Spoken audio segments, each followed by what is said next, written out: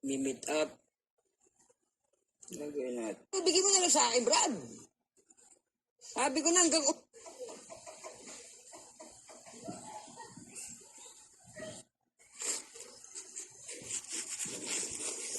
Kasi pag ng nanay ko,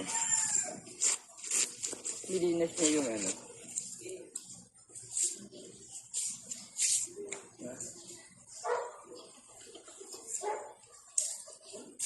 Haba na ng puwalang iya, puti na yung buhok ko. Grabe. Dito nga tayo sa ano.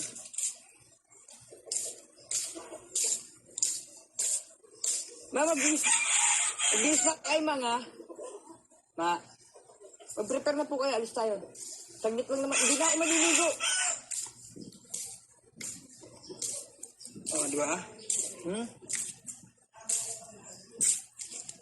Dito tayo sa kabilang property natin.